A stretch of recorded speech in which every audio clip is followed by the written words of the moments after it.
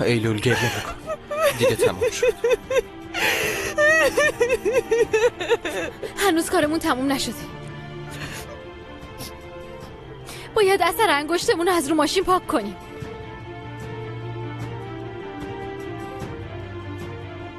زود باشیم.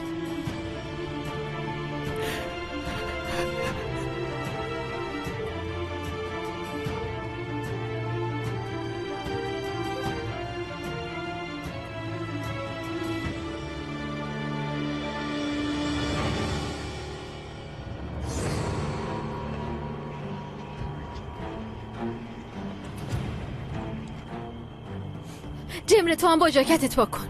سرکن تو هم همینطور.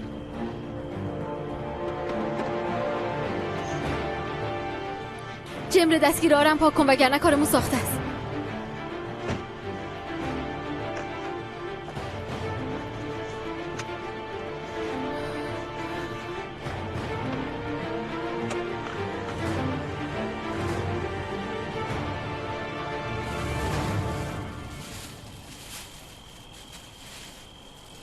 اینجا یه عالمه طلاست.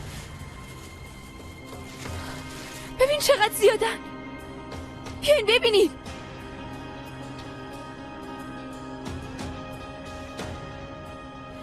خیلی خوب، بیاین اینا رو برداریم. فکر کنن دزدی بوده. دقیقاً. ایلول بیا.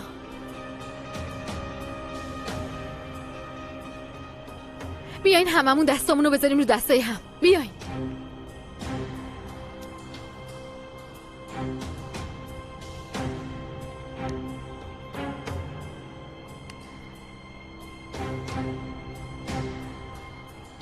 ساغر بیا.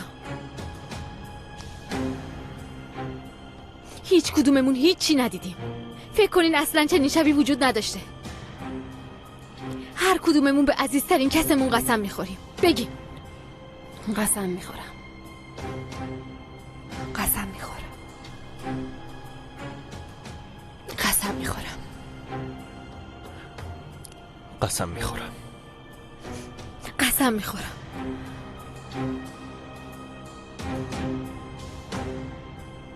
از همتون ممنونم.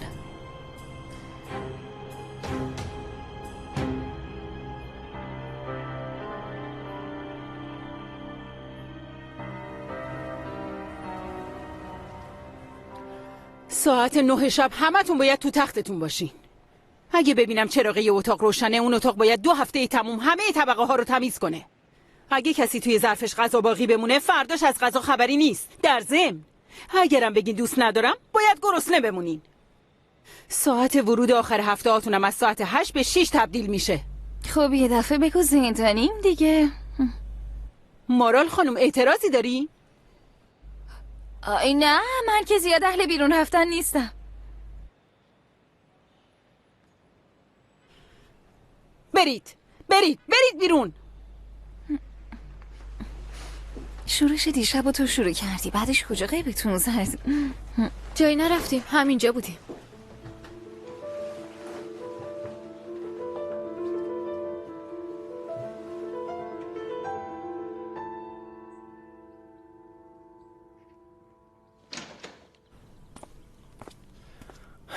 صبح بخیر.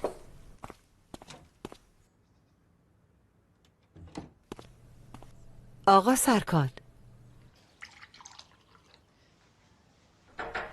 مامان میخوام یه لیوان آب بخورم برم مدرسه. تا نگی دیشب کجا بودی حق نداری یه قدم اونورتر بری.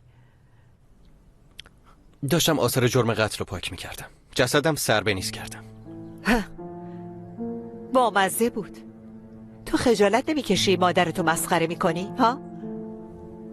بی خیال مامان، بیاین از این به بعد تو کار هم دخالت نکنیم.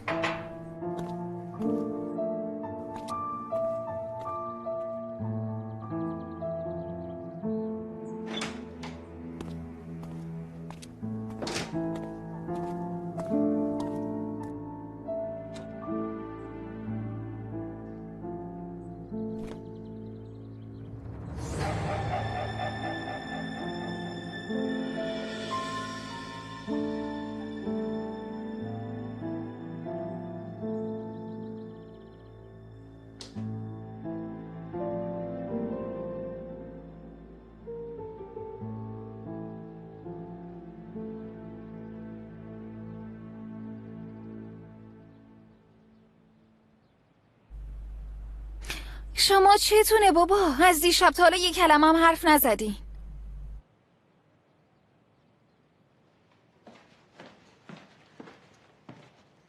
ایلول. بله.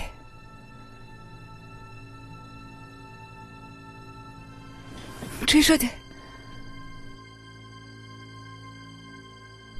باید یه چیزی بهت بگم، اما باید خودتو کنترل کنی. بیا اینجا.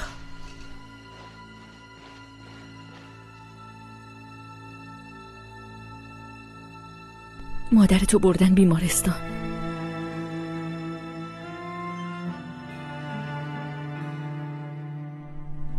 اومدم ببرمت پیشش. اگه حاضری را بیفت.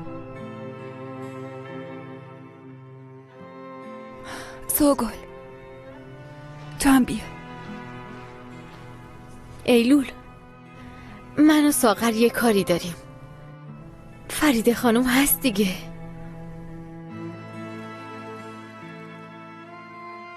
بیا عزیزم.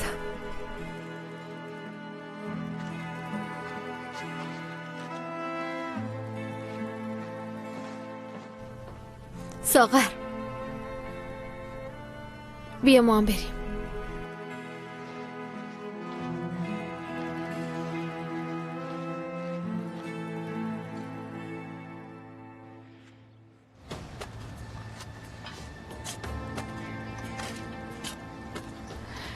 سوگل، میگم اگه پیداشون کنن چی؟ اگه پیدا کنن کارمون تمومه. پس چشماتو خوب باز کن. باشه. اونو بده، بنداز.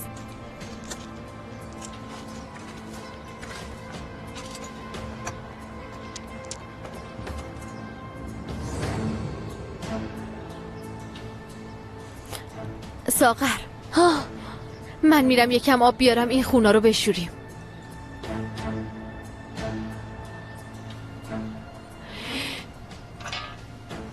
حواستو جمع کن.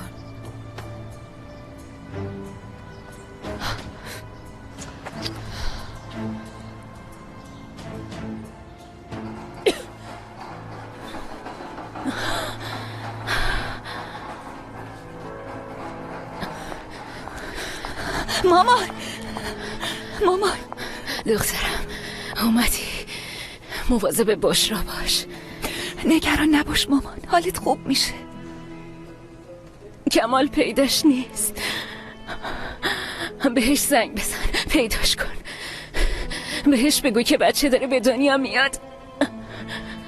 خانم محترم باید ببریمش. شنیدی دخترم؟ شنیدی؟ به کمال زنگ بزن.